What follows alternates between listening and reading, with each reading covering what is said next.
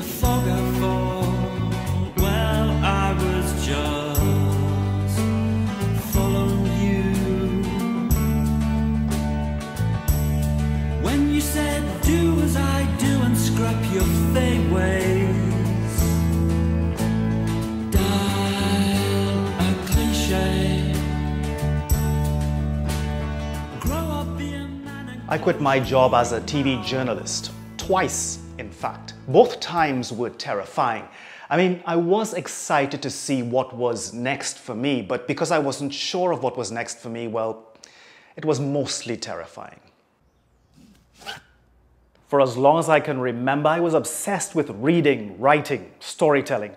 But what could I do with those passions other than being a ramen-eating, worth-selling author?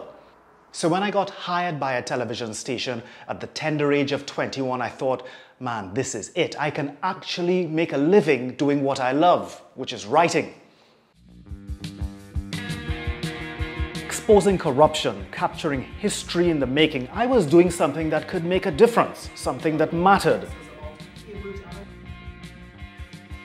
Journalism turned out to be everything I imagined it would be. I got to go to places and experience things few people get to see. For a long time, it felt like the best job in the world to me, until it didn't. There's a dark side to this profession, at least for me anyway. And it started to take a toll on my mental and physical health, so I had to walk away from all of it. So I'm going to tell you why I had to quit my television job twice, what I did next to build an entirely new life, and what I learned from letting go of everything I knew. If you had everything you thought you wanted in a career and then you realized you wanted none of it, what would you do?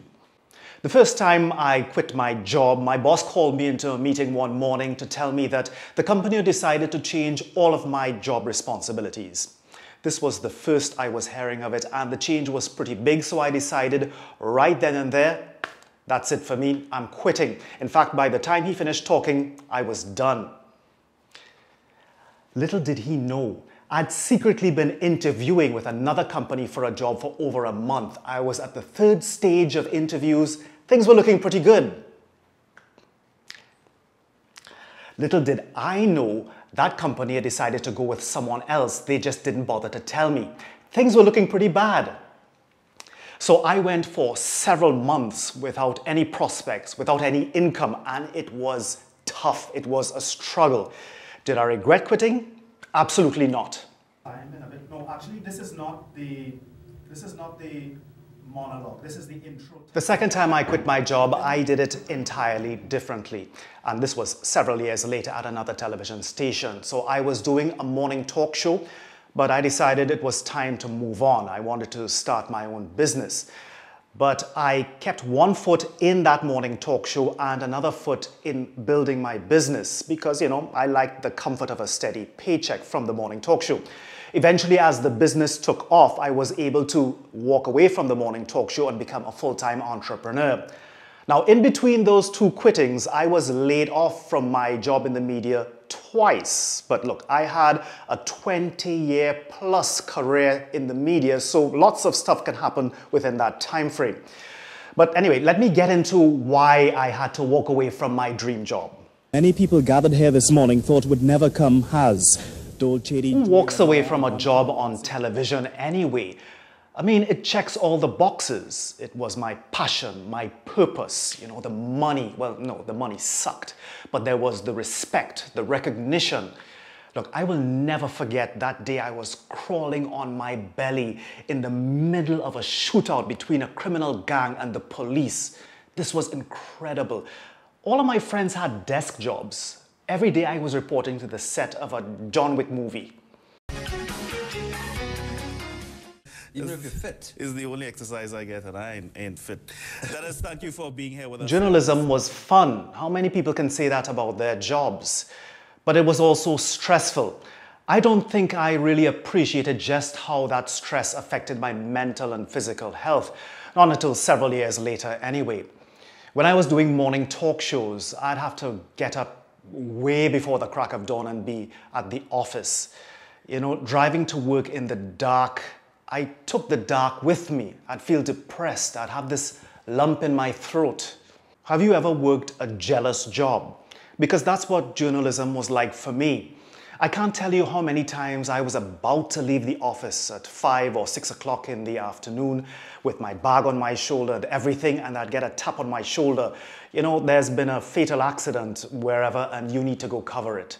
So I'd have to drop whatever I was doing or whatever I had planned. If I was going to go to the gym or meet up with friends or just go and decompress at home, I was owned by that job. Then there was the working on weekends and public holidays. I mean, having a personal life, it wasn't impossible, but it wasn't the easiest thing either. Apart from the long hours and the pressures of landing a story and the deadlines, you know, there were other things. At least 2 of the television stations where I worked, those environments were so toxic, it would make Chernobyl seem like a health spa. All of this, you know, the profession started to wear me down. It started to grind away at my soul. I just didn't see myself being able to do this forever. It took me years to kick TV journalism for good. But I felt as though if I wasn't writing stories other than crime and politics and the economy, if I wasn't doing more creative work, then I would regret not allowing myself to become who I felt I was supposed to be. Ooh, that's hot. Hey folks. So I started my own video production company to create documentary film series about wildlife and travel. Just like that, I went from being a newsman with 20 years under my belt to changing my belt altogether. Was it worth it? Well, this is the part of the story where you probably think I'm going to tell you quitting was the best thing I ever did. And I'm not going to romanticize it. You know, starting my own business was easily the most difficult thing I ever did. And I failed and was broke more times than I thought was possible in one lifetime. In fact, several times I contemplated going back into the media just for the safety net of a steady paycheck. Now, if I had a time machine and I could go back, would I do things differently? Absolutely not. Quitting introduced me to a me I never thought possible. Quitting my job made me more resilient. It made me the kind of person willing to take risks, even though I didn't know exactly what was out there. When you run your own business, nothing lands in your lap. Every opportunity you get, you have to create with your own hands. If you aren't resilient, you're dead. Walking away from a job that I did for more than 20 years taught me that I'm more adaptable than I thought I was. Think about it. You never know what you can do until you have no choice. That was certainly the case with me. I never thought I'd run my own business.